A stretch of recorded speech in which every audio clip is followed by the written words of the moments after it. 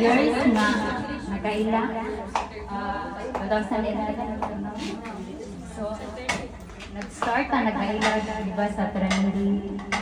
Then, 2011 to, so sa tanan na co-workers na nag-work, sa tanan nga co-workers na ako nag-met dito, si Lizaine Rufid mo yung nice. Wow! Ilang na. Ilakon na. Kuan ko na po, first day na po niya,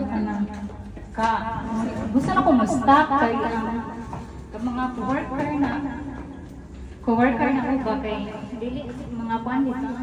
Dili sila mga nice mga toxic na. Pero si Lizaine Rajul mahinhin kayo. Basta nice din siya. Siya rin nice to. Pero iyang hidiyaan. Hidiyaan ko niya ni una siya o. Ngano nilakaw ko. Nilakaw kanto. Nanigbalad siya ako nagpabilin dito. Pero wala na ako ng communication na mo kay friend from Facebook. Dili po siya kanang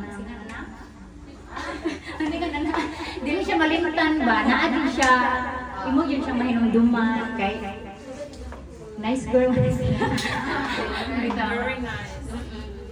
Anto naabot siya dito sa Dubai. Naagya pa namang communication.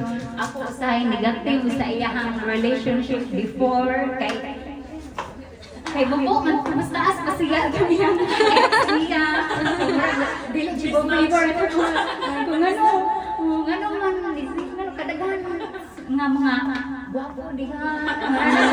Kita ko kanang bata, guwapo so ano kana kay dili siya ganahan mag-chat-chat. Ako lang dahil siya mag-chat-chat. Siya kapuyan siya. So, nag-last pila ka years ato. Niyato siya niyato ka sa ilaha. Pero naapoy complicate po ilang relation. So, pag ingon niya nga, wala na sila to. So, murag na happy po nga finally. Makakita ka gwapo. Kanang gwapo na walay ka nang walay sabod ba.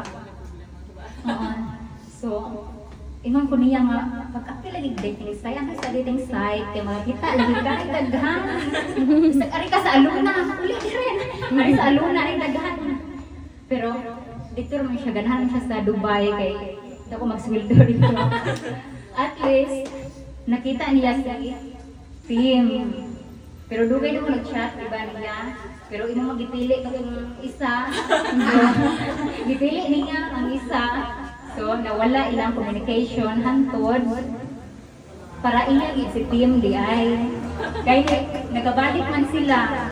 So, karon excited ni mo parso. So, happy Lizaine nga nakita na nimo imong future husband, no? So, hope nga magdugay ko mag-last inyong yung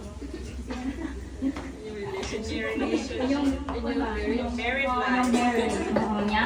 More babies. More babies para happy. Pero wala ko nagdala og gift. Pwede sa sunod. Sa sunod. Ilista lang. I-remind lang po. Thank you, kayo. Yay! Papa! Well, thank you kaayo Madam May sa very emotional na